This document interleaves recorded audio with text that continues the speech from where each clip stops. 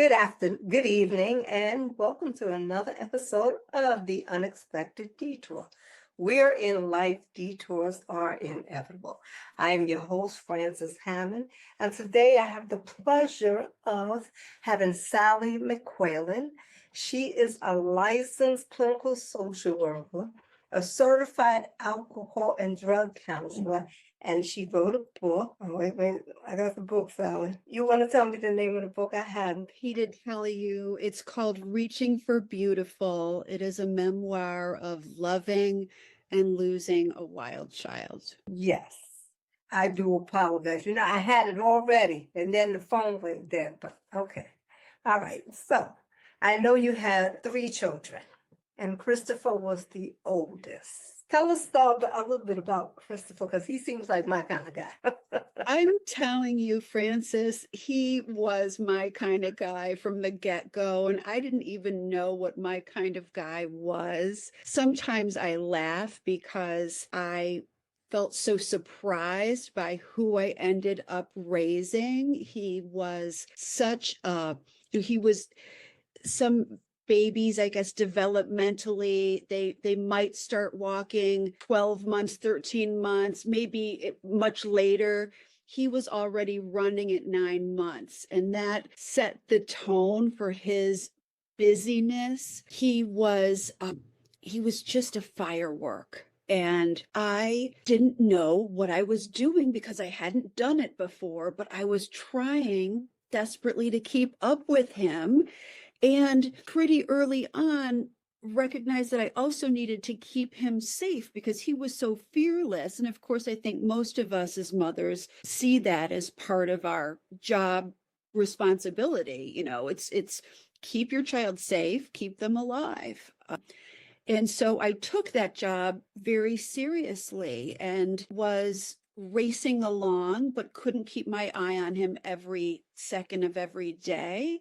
And he would inevitably, whether it was falling in preschool, whether it was, just little things that began to keep me on my toes, he was outward in motion. And I do love that. And I married his dad, who's like that. So why would I think that my children would be otherwise? I don't know. Christopher seemed like he was a strong-willed child. Yeah. That's what he seems like. Nothing. He wasn't afraid of anything. He reminds me when I was listening about how he was.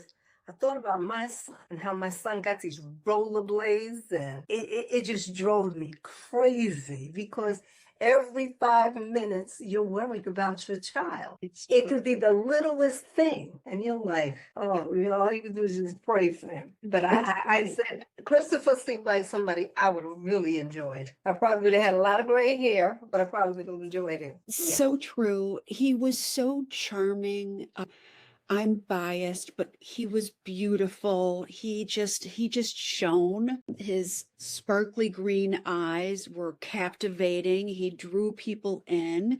He loved people. All he wanted to do was be with friends from a very early age. And so that was part of, back when he was born in 94, and there weren't even cell phones until he got to be older. And so it's an interesting thing to be, I was born where you just would go outside and your mom would never even pay any attention to where you'd been, and you'd maybe show up for dinner and all of that. Whereas, at this point with my kids' generation of millennials, we were meant to be keeping up with them at every turn. And he didn't make that easy. I often said I wished I had a little GPS. Now, apparently, there are these applications you can put on your phone to know, exactly what your children are doing. And part of me is actually, I think some degree of ignorance is bliss, right? We don't want to know. My mom was fortunate not to know. That's what I said. I don't want to know. No. Yeah. And so I was so lucky to be his mom, but a big part of raising him, I admit, I was fearful. And part of that has to do with the fact that I was already a sort of fearful little girl. I grew up with an alcoholic father who behaved sort of unpredictably and angrily and scared me and didn't know what to do with a girl, let alone four children. I have three younger brothers, and I actually have some half brothers and a half brother and a half sister, but that starts to get into Brady Bunch, it starts to get complicated. Right. But I love all of my siblings, and but my dad was just sort of ill-equipped. And so that fear got me to a place of, I was sort of, I wouldn't say nervous, but there was this inner fear, and there was definitely a sadness inside. And it wasn't until Christopher was born, when I was 30, that I recognized that I had been a little depressed and a little anxious all of my life. And I also had to make a big pivot, speaking of different detours that we inevitably have in our lives. At 25, I was at a crossroads, and I'd gotten into far more than I could handle with drugs and alcohol, and was fortunate enough to get clean and sober, and my whole life turned around. So here I am in recovery. I meet my husband in recovery, and we go on to have children. Well, of course, lo and behold, those children are going to be much like their parents. They're going to be potentially dealing with addiction, and certainly Christopher was eventually, I think he was 10 when we officially diagnosed him with attention deficit, which explained his always being in motion. Exactly. Yes. Yeah. He wasn't, he couldn't focus easily, and so he was often running, and you'd tell him to do something and he'd decide to do whatever it was he wanted to do instead. Was he like that in school? He was. I often told him I think he was really bright. He was clever. He was witty. He was one of the funniest people I've ever known. And again, that was one of the things that appealed to me about my husband, was that he could make me laugh, Oh. And so Chris was really funny. In fact, Francis, I just stumbled on, I'd looked at it before, but so he's been, I believe, in heaven now for the last 9 years. And over time, it's been such a process. But I'd already looked at his Instagram page at some point and chuckled about the fact that I had requested to be his Instagram friend, and he never let me be his friend because he wanted to be able to do what he was doing without his mom seeing what he was doing. But even in his profile, which I'm sure I'd seen before, but it just kind of hit me, I think it was yesterday, he said, it says something like, it's describing him at his fraternity in college, and it's basically saying, and I've been known to howl at the moon. Oh, whereas my son, he was like, if you want to see what I'm doing, look for me on Instagram. But he doesn't put anything there, so I don't know what you're doing. That's, that's another possibility, right? I've got another one like that. And because I know you have 3. I do. A son and a daughter, right? Yes. So Christopher would be 31 now. He passed at 21. Caroline just turned 29 yesterday. Okay. And William is 25. Oh, they still live in the home with you? They do not. William lives off in Colorado with his girlfriend, and he just loves that area. And Caroline isn't too far. She's in the western suburbs of Chicago, and I'm in the northern suburbs, and she's living with her fiance. They're getting married in August. Oh, okay. Yeah. So you have another son? I do. Oh, I thank God every day that I have. You'll have another son. Mhm. That'll be awesome. I know when I was listening to the podcast, you went to a medium. We did. My husband is pretty remarkable because you'd think of him as this tough Irish, he's from Buffalo. Oh, he's from New York too, huh? He's from New York. So I love your New York accent. Yep, he's from Buffalo. He's the youngest of 10 kids. Wow. Quite a story up there. And he was really, it's funny, one of his favorite sisters, the two of them decided on a whim to go and see a psychic or a medium, and had this incredible experience where my sister-in-law, Marcia, was dating a guy at the time, and the medium said, you're going to marry a man, you're going to end up having 12 kids, which would be such a crazy impossibility. She fast forward maybe 6 months later, maybe she'd even started dating Tom at that time. He was formerly married and had 10 kids, whereas Marcia was formerly married and had 2, and they end up getting married. That's the 12 kids. Yes. Which, and so he had this pre-existing belief that there was something to this. And so the day, I think, or maybe the day after Christopher died, he reached out to one, and that set the tone for, he was kind of encouraging me. I was more sort of desperately yearning, wanting to believe there is a heaven, but not necessarily, my religious background was different. Right, because you were Catholic. He was Catholic and I He was was Protestant. Because I know in Catholicism, they teach you about purgatory. Yes. And purgatory is like the middle. You're not going to heaven. You're not going to the other place. You just sit and wait. And that's purgatory. I went to Catholic school. So Did you go? As a Catholic. I was going to say, you know better than I, and we did end up raising our children that way. And I think that the Catholic faith has made some small changes over time, but I do think that many people I know who've been raised Catholic, they feel kind of fearful about what's going to happen when you die, because they make you feel that way. Yeah, and I can tell you from going to Catholic school, they'll make you feel that way, So I couldn't deal with it anymore. So I was like, I'm out.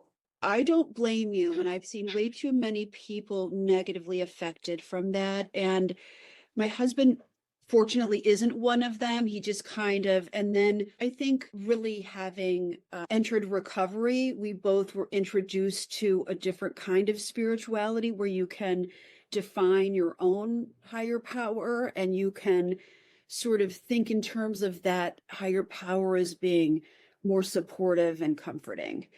And in AA, they teach you about God. I believe it was based on all of that.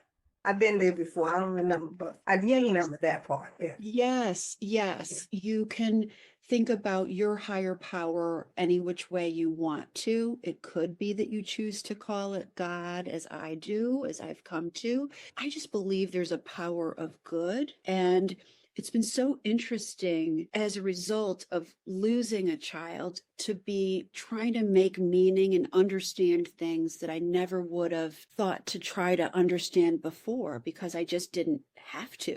And so I'd always wanted to believe that someone maybe was looking out for me in some way, and that I could, I certainly had some foxhole prayers where it was like, hey, help me, I don't want to die, and I certainly prayed to keep each of my children safe. But I've come to believe that there's some greater plan that's beyond my understanding.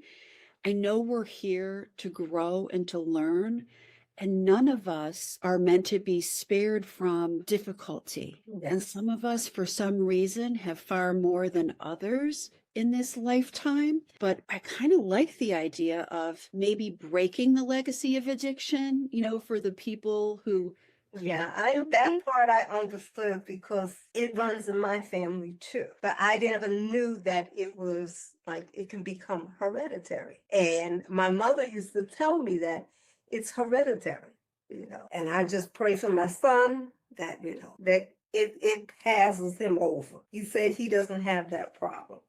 So I get it when you said about the addiction. Yeah. Because you always say, I'm not going to be like that when I grow up. Right, right. And You yeah, think that you've got more power over some of these things, or I certainly did have thought. And I remember, someone saying to me, well, I'm really good. I'm not going to develop this addiction, or I'm really smart, or I'm really, and what's really, it's sort of a non, there's absolutely nothing. It's universal. Like everybody's gonna, like our statistics of developing it. Although actually I've come to think, if you are of, just like if you're of Native American descent, or if you're of Irish descent, your odds might even be higher, and I was just reading something the other day that said, and of course I didn't know this, and I thought I was just gonna love my children so hard that they wouldn't have to face addiction of their own. But if two of your parents come from a line where there's addiction, then you could be up to 8 times more likely to develop it. So it's tough to, and it doesn't discriminate. It hits us all, doesn't it? and it happened to hit Christopher. It sure did. It sure Yeah. did. He was so reckless and in the moment, so free spirited that he wasn't doing some of what it actually helps to do.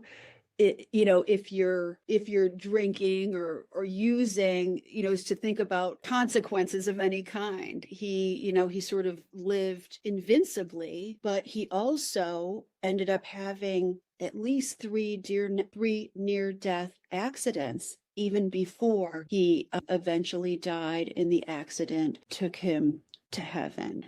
And And let me ask you something, because I told you, I know other people who have lost their children. Like I have a neighbor, her son was murdered, and was killed in a fire. My son is 42 this year. So this young man was 15 when it happened, like in the 80s. well, And I see her, and I still see the hurt there. And I had a cousin, her son died at 16. And I did have a half brother who was murdered. And I look at these parents, and it's like it's just a weight that they're carrying. Even though they smile on the outside, on the inside, I'm sure it's heavy. And I can't explain it, but I'm sure you could explain it, how it made you feel. That was a child you carried for 9 months. You reared him, you raised him, and all of a sudden God takes him away. truly one of the loves of my life. I really could not have loved him any more than I did. And I'm part of the reason that I decided to take what I was writing to my son, Christopher. I was just writing to him and letting him know how I was feeling and trying to process my grief after he died. One of the things I was hoping that writing this book would do was to help other grieving parents feel less alone, because there are way too many of us. And young people, it's traumatic to lose a child, no matter any which way it happens, because it's unexpected, right? It's just unexpected. And It's an unexpected detour for sure. yeah. And so it rocks your world. And when I think about people who've had to deal with things like having an ill child, or having a child who's been murdered, or a child who's taken their own life, it compounds the pain that is already the greatest pain I've ever known.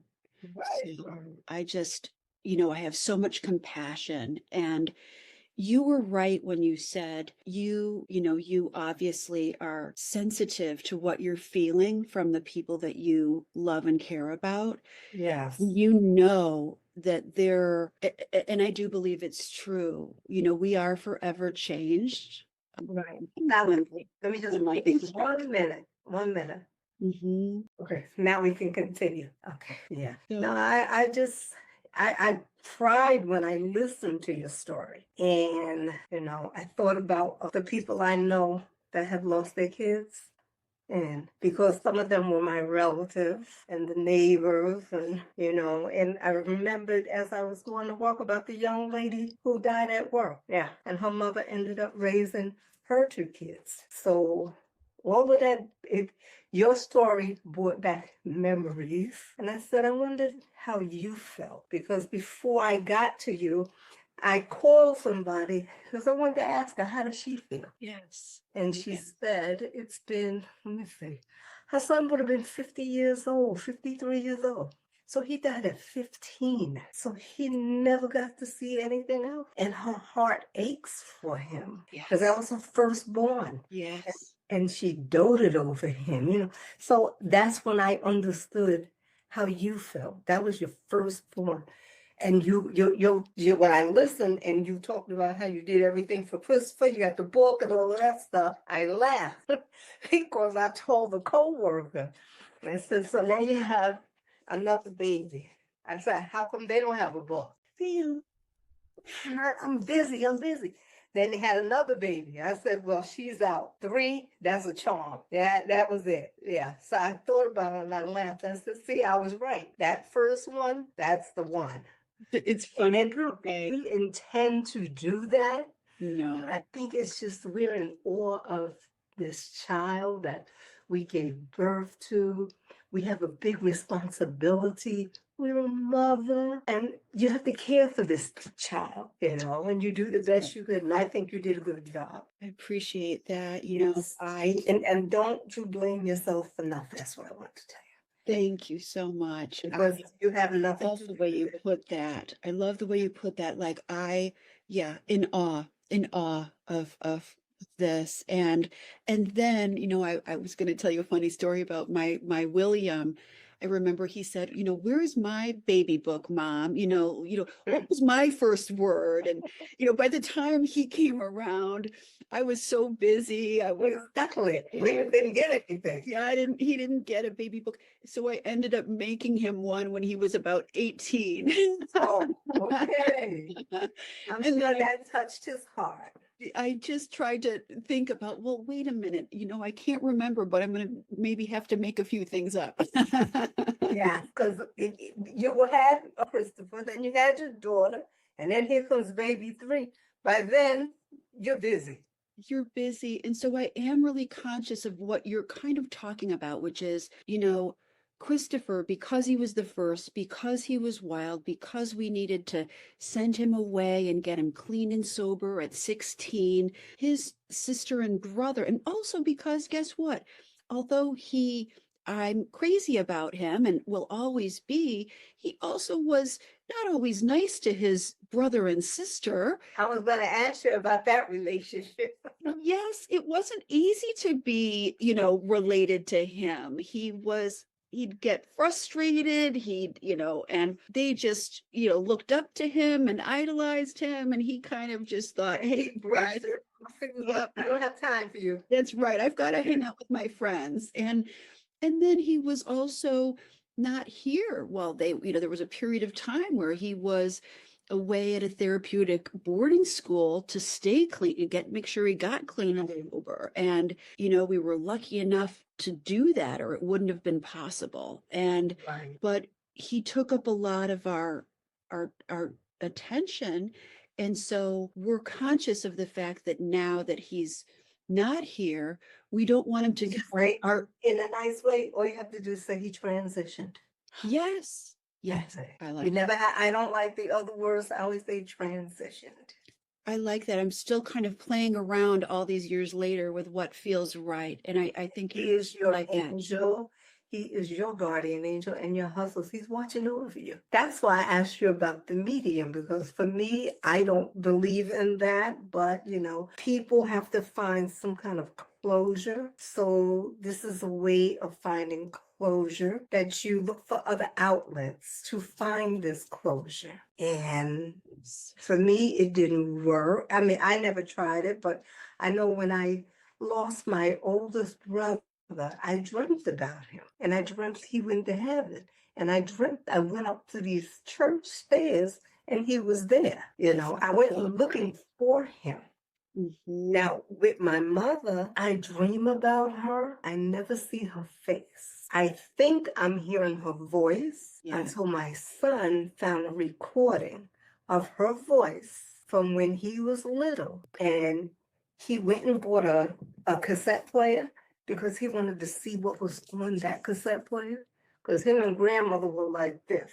Oh, He's in the bar. And he played it and he cried. And then he called me up and he was like, Ma, I want you to hear this. And I dropped the phone because what I hear in my head is not what her voice sounded like on that tape.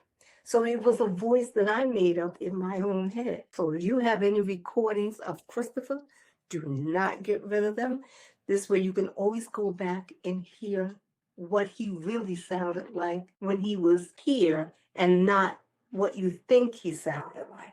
yes. Well, what's interesting, and I certainly respect, and this is, I'm so skeptical, so I know that it's so hard to even imagine that somebody could be channeling your, a loved one's spirit. But I think what I've been taught by the experience of going to these people is that, depending upon the personality of the spirit, they're going to come through differently. And of course, Christopher was so powerful here. He was, he's going to make himself known. In fact, one time we went to a medium reading and we were in a big, huge group of people, and the medium did bring Chris through, and Chris, at the end of being channeled, and it wasn't long, said he was trying to help bring another spirit through who was more shy. And then the mother stood up and she said, "That's my son." And then, so in other words, their personality apparently in spirit stays consistent, but some people hear the voice of their loved one. It's usually in their own mind, in their own voice. And some people like me, I just feel him. I just feel it. I'm such a big It's right there. Mhm. Because he's watching over you and he's protecting you and your husband. His spirit is still there. It And feels that's why I said that's your angel. I called him the angel of my world. Yeah, because I'm sure you find your time at times you find yourself talking to him. Oh, often. And And you probably say, "Well, Christopher, what would you do then in this and that? yeah. And how should I do this? What do you think?" Right? Yes, I think he really gives me so much strength, and he sort of supports the same thing that I think, in a way, he's a little bit like my higher power, right? Because he helps me know what's right and good and what's going to help others. And one of his most beautiful qualities was that he really cared about other people and was so loving and accepting of everyone. And if they were in pain, he was empathetic. So I too want to embody that and be there for other people because I'm feeling with them. I'm feeling with anyone grieving, anyone who's navigating some of the things that I know I've been through. Right. Is that why you became a social worker? It is. It's exactly why. It really, But you became the social worker before Christopher transition, right? I did. I became the social worker after having gotten sober. I was working in marketing and I wasn't feeling, I was just selling technology and Right. doing what I thought I was supposed to in the world to get by. And then when I got clean and sober and I started to do volunteer work, I felt so rewarded and satisfied that I wanted to do something that was more fulfilling in that way. Then when I became a mom, I let my license lapse for a long time because I was so busy and I was doing all these part-time jobs while trying to raise the kids and then as they got older, that's when I got my license back. And so the timing is really interesting. It almost feels like God had a hand in it because before Christopher passed, I transitioned. Before he transitioned, I was already embarking on this, and he knew that I was already working in the field, and he knew that I was gonna make a point of being specialized in addiction. And I just knew that he was behind me and still is in every client that I see. So with Christopher's experience, this gave you a better insight of the clients that you see, correct? Yes, I actually see clients, some of whom are in recovery, and I see some who are struggling to get into recovery. But I see even more clients who are in relationship with people who struggle with addiction. So, and I have a couple whose children are. I've had, so everything I've gone through in my own life ends up being something that I feel like I can bring to my professional, whether it's grief or any which way. I have a little bit of inside, experience, but I also really try to do my own personal work to grow and heal so that I have something to offer. But I'm sure you see a therapist as well. I have seen many therapists.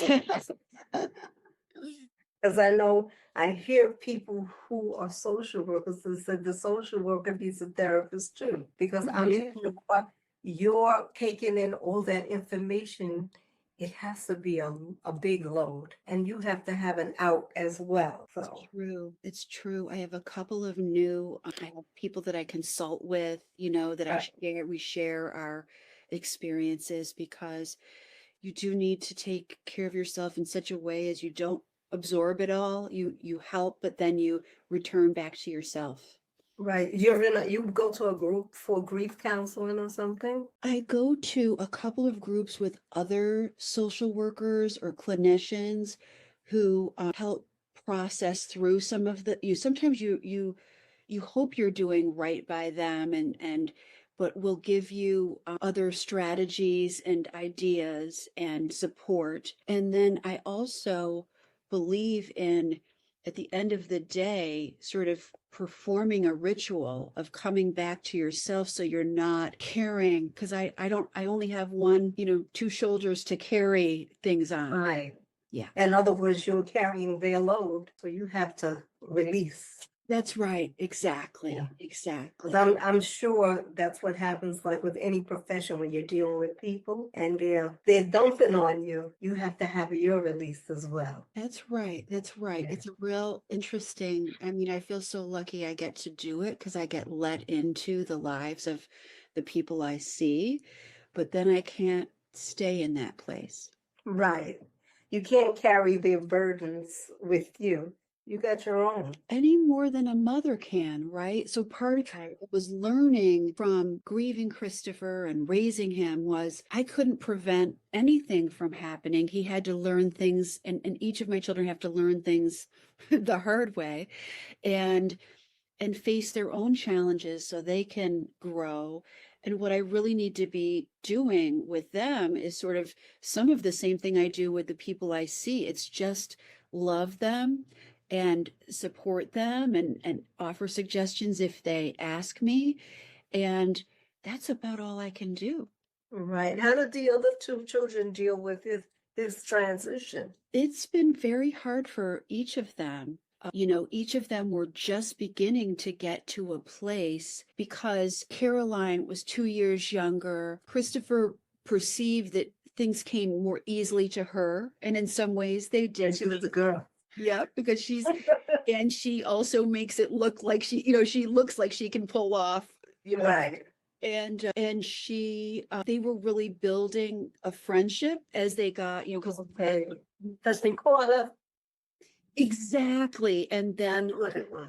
you know, with William, 6 years younger, he'd always been kind of the annoying little baby brother who wanted to tag along. And with them too, it was becoming more reciprocal about how cool he thought he was, you know. And so just at the time when they were really finally getting to a place that felt better, and then he transitioned, that made it extra hard and a little more Oh, complicated, you know. how are they doing now? It's 9 years. They're okay. Yeah. And look, this grief process, it's funny in my field or maybe in the world, as humans, we think we're supposed to be over it. We're supposed to You never get over it. Mm-mm. Never. How is your husband doing? He's great. You'll laugh, Francis. He's now writing his third book, and I have my only, and he's writing. He writes, you know, he's a good storyteller, and he writes more about uh, his own search to connect to Christian. Okay. Um, and he really and he feels like he can hear him, and literally, you know, he's got more conviction than I do, even that he knows exactly what Chris is thinking, you know, and I'm still just kind of guessing and thinking I sure feel like I do. That's why I said the voices, we can't remember that voice. So we hear it in our mind. Yeah. And those are the voices that we hear. Or like sometimes I'm sitting, I'm thinking, I say, what would mommy do? And I think I'm hearing her voice, but I'm hearing something that she said to me. Yes. That's what it is. It's interesting, isn't it, the way this comes through, and so I believe that we're being looked after. I know Chris is looking after his siblings. I know that he, in his own way, however he can, showers them with love and wants them to have lives filled with joy. One of the things that can sometimes be hard is if you're feeling so loyal to the person who's transitioned, you feel like it's not okay to live your life joyfully, and You feel guilty. you do. That guilt Yeah, comes. you feel guilty. Mhm. And I can understand because I always hear parents, you know, that we're supposed to go before our children, not the other way. But then I said, you know, it's really sad, but then God has the final say. We don't know why. We don't know why some go early, but all I can say is whatever mission there was on this earth, it was finished. And that's why they go. It's not a nice thing, but they go.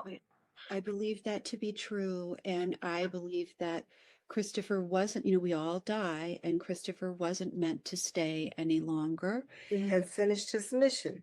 He really And had. his mission poured into you, where you are now counseling people or people who are going through what he's going through.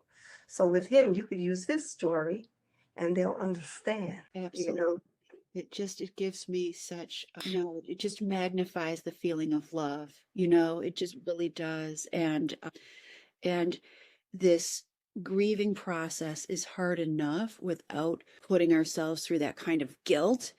But it is a natural thing that most of us, especially if you lose a child, you're gonna fight that kind of powerlessness and resist it. And I could have done this or I should have done that. And it's just as you said, it's better for us in our own healing to ultimately like reconcile that and make peace with God's plan. yeah, because I know I think about my mother and I was like, what could I have done different? And I told the other person I interviewed, she was dying. And my son was like, Ma, look at her. She's not the same anymore. He was like, you're selfish. And I was like, I'm not selfish. He was like, yes, you are. He was like, people who are dying only stay because you want them here. If you tell her she can go, she'll leave. And that's what I did. Yeah, what happened?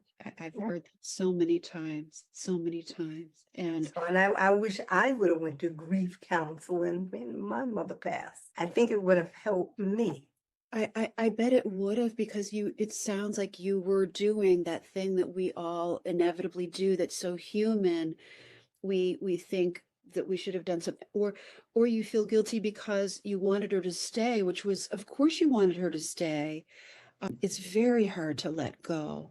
And Yeah, and that's why I said I before I came on here, I said I had to pray for you because as a mother, I know it's hard, and I it is. said I just have to handle it in a way where I didn't make you feel any kind of way, because I said to myself, I said, I wonder if Sally feels like if she's blaming herself. I wondered that. I did. I absolutely had to forgive myself in a big way. I had to go through the process of forgiving myself. I I really had the sense that Christopher would not, that there was nothing he would suggest that I had done, that I should have done differently.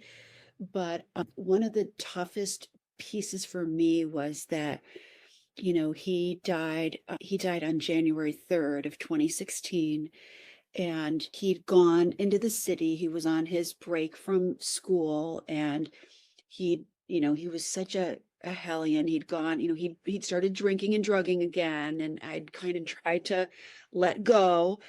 And he just wanted to be like all of his friends and go to college, and who could blame him for that, right? And And you can't even say his was peer pressure. His was his addiction. exactly. Yeah. And So nobody could ever say Christopher was pushed to do this. This was his addiction calling him. exactly, he one of the things that called him, probably more, just as much as his addiction, is his desire to not be different. Right. He hated feeling different as a little boy who had some learning issues, who couldn't focus his attention. He just wanted to be like everybody. He wanted to be like everybody else and accept it, just Yes, like everybody else. He didn't want to feel like nothing was wrong. exactly. And he was so good about helping other people feel like there was nothing wrong with them. And even if they had something that was different, it was beautiful, So Right. he could give to other people some things that he couldn't always give to himself. And so he'd gone into the city, and he'd partied, and he'd come through New Year's Eve, which is a big night of celebration, and I'd gone like this and thought, oh, phew, he kind of got through that one without, it wasn't that I thought that he was going to die, but I just was like, oh, he didn't, we didn't have to go into the city and get him. He hadn't gotten into a fight, or the police weren't involved, or that was the kind of trouble that we were kind of getting accustomed to, Oh, okay. any kinds, things like, just there were antics, Francis. So, Oh, okay. and it was part of his, again, part of his charm is that he would be out, and then, something would happen, and then his arm would be broken, and I mean, just those kinds of things. And I think like him, like with my son, they don't have any fear. no, And that's what it is. He never had fear growing up. To him, it was like whatever, like my son with the rollerblades. exactly. Yeah. And now he has a motorcycle, and it's like no fear, but I'm your mother, so yes, I worry about these things. Of course. And we can't help but, and it keeps us on our toes. And one of the things that I was trying to practice, and have tried to practice with my other kids, because I know it's one of my life lessons, is to not be in as much fear, so that I'm not trying to control things that I can't, so that I can be present and loving, and let you all figure things out for yourselves. And then if something happens and you fall, I'm here. But after Chris had gone out that way, he turned to me and he asked me whether he thought I should either go back into the city with some buddies, or go up to his friend's lake house. And he went to the lake house. And I think I said to him, I know I did, I said, oh, I think the lake house sounds nice, because what was his mother thinking? That sounds quieter. That sounds like maybe you won't have the odds of getting into trouble. And then lo and behold, he and 3 other boys thought it'd be a good idea to get in a canoe on a frozen lake and none of them made it out alive. And so I can't have controlled that. No. But of course, I wish I could have. But I know you feel bad because you said the late, and that's where you felt bad. Yeah. I did. That's why I asked you. But don't feel bad.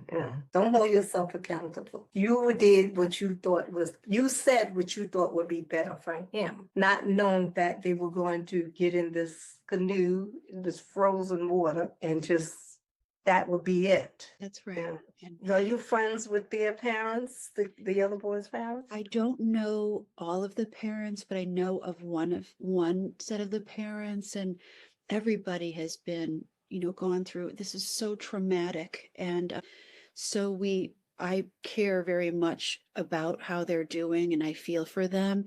But it's kind of our own road, right? And grief can be lonely, even shared, and so it's so important. It's been so important for me to take in what you were just saying. There's nothing you could have done, and even if that particular thing hadn't have happened, people will come up with crazy things like they think they should have done, and Right, but we don't know, we torture ourselves, and so Yeah, they blame ourselves for things that we couldn't prevent.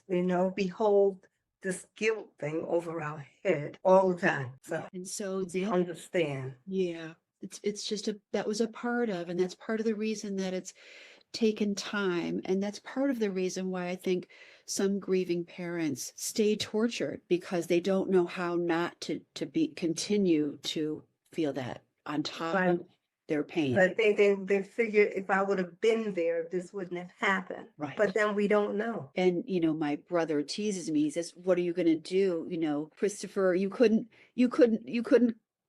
have done anything you said anyway. The fact that he went and did that, he might have, you just, I didn't have that kind of power. And I do know that somewhere deep inside." Yeah. Yeah. Oh, yeah. That was Christopher's journey, It sure and was. while he was here, he was fun. So fun. You have a lot of good memories. Truly. So you have to keep those memories with you. And I'm sure his siblings do too, especially with William not wanting nobody wanted to be bothered with him. Chris loved his little brother. He just was also hard on him. Yeah, he wanted have time for the little kid That's boy. right. That's right. Yeah.